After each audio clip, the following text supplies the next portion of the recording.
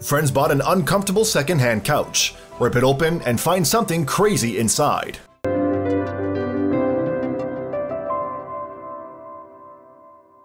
Three roommates bought a cheap, smelly, old secondhand couch for their student dorm room, but they had no idea that their new purchase was about to make headlines. When they got home with the outdated couch, the pals noticed that there was something hiding beneath the cushions. When they pulled the couch apart, they could not believe what they saw in front of them. Students at the State University of New York, Reese Workhoven, Laura Russo, and their friend Kelly Guesti took a trip to the Salvation Army in search of a couch for their accommodation. However, they were shocked to discover that the couch was hiding the surprise of a lifetime. With their strict student budget, the roommates weren't too fussy with the couch they picked, just as long as the dimensions fit their living room. They didn't just pick any ordinary couch though. Unknown to them, they picked one with a very interesting past. Browsing through the thrift shop, the students stumbled upon an ugly, smelly couch. It wasn't the most attractive pick, but it was the only one that the students could afford whose size would fit in their apartment. The friends bought the aged piece of furniture for an impressive $20, but had no idea of the real bargain they were getting from buying the dusty old thing. They hauled the tired couch home, unaware of what else they were carrying back with them to their quaint student home. When the roommates finally settled the couch down in their living room and began using it, they noticed that although it was a beaten-up old couch, it was a lot more uncomfortable than they expected. Taking into account that the couch was worn out and not surprisingly uncomfortable, the students let it slide and settled in with their cheap and cheerful new bargain. The day came, however, when one of the roommates had enough of the lumpy bits along the couch.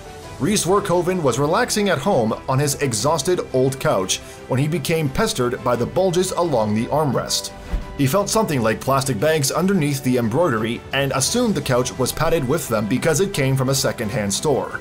Workhoven decided to inspect the lumpy cushions under the fabric and was prepared to cut the couch open with a knife to have a look inside. To his delight, when he lifted up the armrest, he noticed there was a zipper.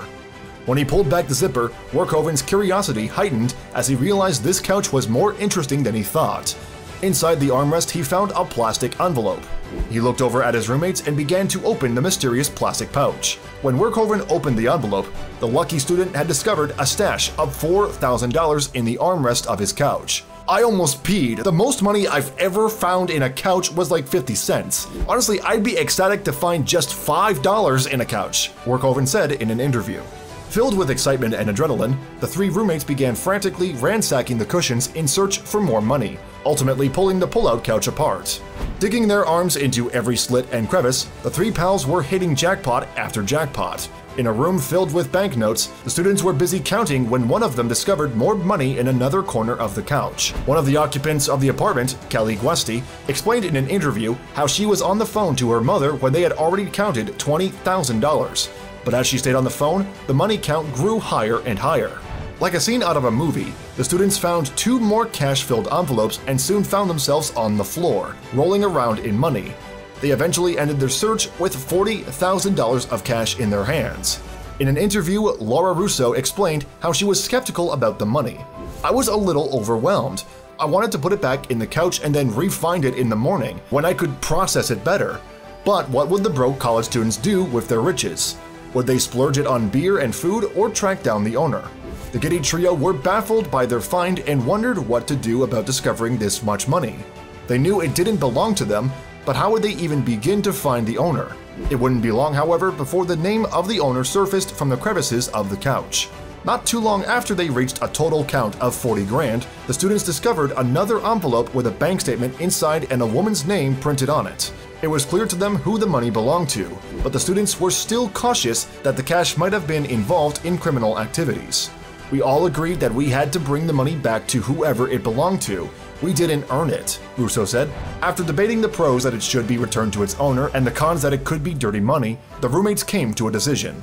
The friends went in search of a phone number for the woman, and when they dug one up, they gave her a call. When she answered, she was adamant that the money was hers. "Oh, I left a lot of money in that couch," she announced. So the roommates hopped in their car and made a trip to the woman's house.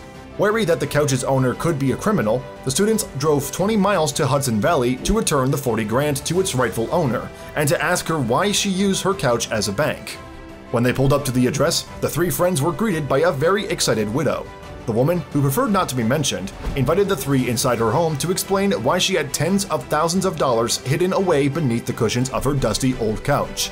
Each week for years, the woman's husband, who suffered from heart problems, stashed money in their couch for his wife to use after his death. He accumulated quite an impressive amount over the years, but one day, his hard-earned savings were gone in a flash, leaving his widow distraught. After her husband's death, the owner of the couch was recovering in a rehabilitation facility following serious heart surgery. During her stay at the rehab center, the woman's daughter sold the couch to make way for a recovery bed. When she got home, she was devastated to find that her and her husband's secret savings were now lost and presumably gone forever. The woman was dumbfounded by her luck that the couch ended up in the possession of 3 ethical students. In an interview, Laura Russo explained that the couch almost didn't end up in their apartment. "We almost didn't pick that couch.